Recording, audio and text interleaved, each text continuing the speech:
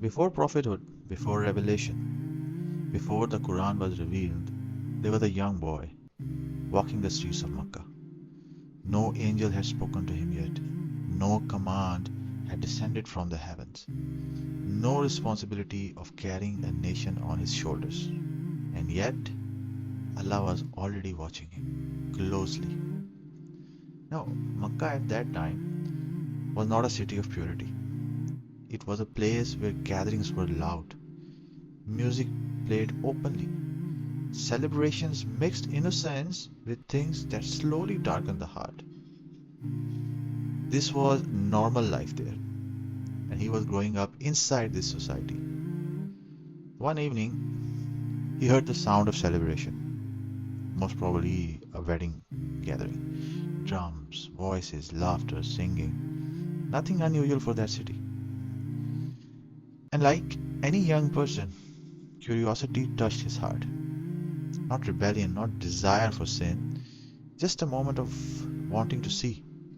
He thought, let me go and look. No bad intention, no plan to do wrong, just a step toward the sound. As he walked closer, the noise became clearer, the atmosphere heavier, the pull stronger. This is how fitna always works. It never calls you with evil, it calls you with curiosity. And then something happened. Something unusual, something silent, something unseen. He did not feel tired. He had not been working all day. He had not exhausted himself. There was no reason for his body to shut down. And yet, his steps slowed. His eyes grew heavy. Not because of weakness, not because of laziness, not because he chose to rest, but because sleep was placed upon him, gently, firmly, completely, as if an invisible hand said, enough, this thing is not for you. He sat down, and sleep overtook him, deep, undisturbed, unavoidable. While the music played, while people entered and left, while the night passed, he slept, protected, removed, reserved. When he woke up, the voices were gone. The gathering had ended, the night had moved on without him. Nothing was seen, nothing was heard, nothing touched his heart. Later in his life, he would say that this happened twice, and after that, Allah never allowed him to even attempt it again. Now think about this deeply.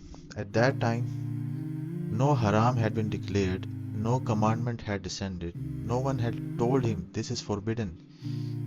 And yet Allah intervened, not with fear, not with punishment, not with guilt, but with protection.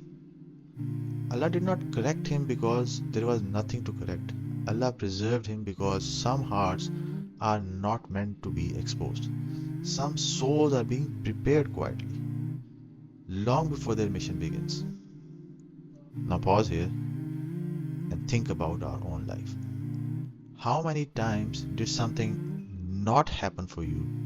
A place you wanted to go, a plan that suddenly collapsed, an opportunity that slipped away without explanation. And you felt disappointed, confused, maybe even hurt. What if that wasn't rejection? What if Allah was protecting you? The same way He protected His Prophet ﷺ, by removing you before something could stain your heart. Not all mercy looks like success. Not all protection looks like relief. Sometimes mercy looks like delay. Sometimes protection looks like loss. But Allah sees what would have happened next, and you don't.